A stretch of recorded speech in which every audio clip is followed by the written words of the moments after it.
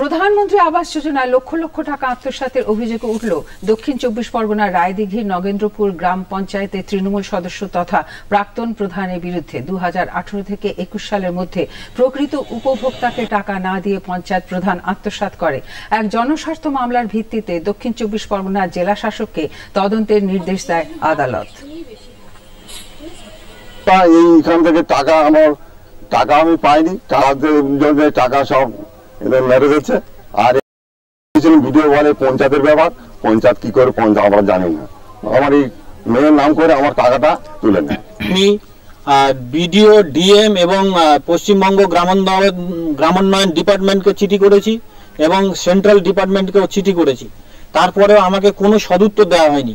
প্রায় ২৯ জনের ঘরের টাকা ১,২০,০০০ টাকা করে চুরি করা হয়েছে।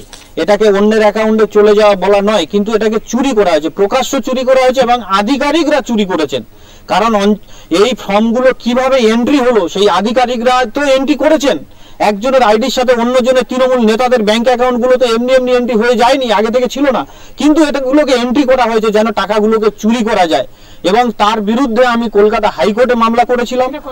এটা ২০২৩ সালে আমি করেছিলাম এবং কলকাতা হাইকোর্ট ডিএমকে ডাইরেকশন দিয়েছিলেন ৬ সপ্তাহের মধ্যে সমস্ত টাকা রিফান্ড করতে হবে এবং যারা এর সাথে জড়িত তাদের বিরুদ্ধে ক্রিমিনাল প্রসিডিং স্টার্ট করতে হবে। কিন্তু ডিএম বা বিডিও এর কোনোটাই করেননি, শুধু মাথার উপর থেকে চলে গেছেন। এই বখরাটার বিরুদ্ধে ডিএম বা বিডিও কোনো পদক্ষেপ করবার সাহস নেই এদের, কারণ এই বখরাটা একদম নিচু স্তর থেকে একেবারে নবান্ন পর্যন্ত গেছে এর হিরসা। এর ভাগ বাটোয়ারা থেকে নগেন্দ্রপুর পঞ্চায়েত প্রধান, এমএলএ, এমপি, জেলা পরিষদ, বিডিও, ডিএম এবং মুখ্যমন্ত্রী পর্যন্ত এই ভাগ আছে, যার জন্য এরা এই ভাগের বিরুদ্ধে কোনো সঠিক পদক্ষেপ করছে না।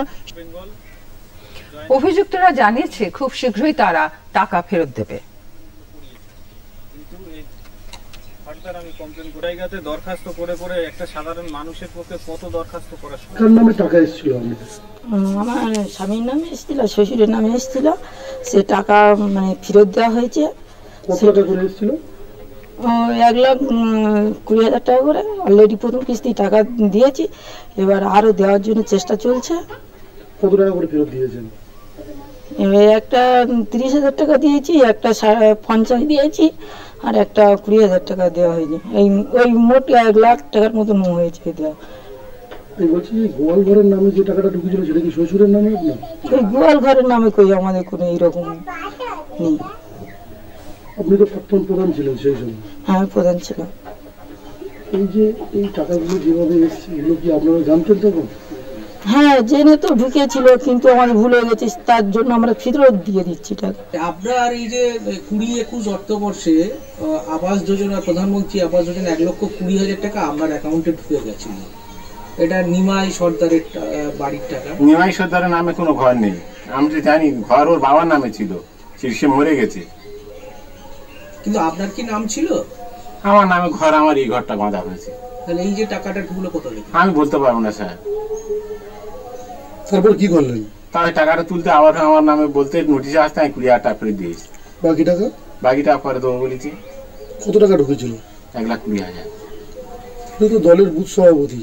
আমি তো জানি না যে টাকাটা ঢুকেছে, আমি তো জানি না। আপনার অ্যাকাউন্টে ঢুকেছিল আমি জানি। তারপরে জানতে পেরে তা তুলে আমি যা বলেছিল তোমার অ্যাকাউন্টে টাকা ঢুকেছে তার ফেরত দেওয়া হয়েছে টাকা। আপনি ২০,০০০ দিলেন, বাকি টাকা দিলেন না কেন? ওটা ব্যাংকে ফেরত দিয়েছি। ২০,০০০ টাকা ব্যাংকে চেয়েছিল, ব্যাংক বলে আপাতত ২০,০০০ টাকা দাও, তারপরে আবার দেবে। এখন বাকি টাকা তো আপনার টাকা নয়, অন্যের টাকা। হ্যাঁ, ফেরত দেওয়া হবে বলা হয়েছে। সেই টাকা কোথায় এখন? সেটা এখন আমার কাছে খরচা হয়ে গেছে। খরচা বলতে আমি খরচা করিনি, যারা ওই এর বিরুদ্ধে করেছিল, করে দিয়েছিল, তাদের হাতে টাকা ফেরত দিয়ে দিয়েছি। মথুরাপুর ২ নম্বর ব্লকের বিডিও নাজির হোসেন জানিয়েছেন ১ বছরে মাত্র ৩ লক্ষ টাকা আদায় হয়েছে।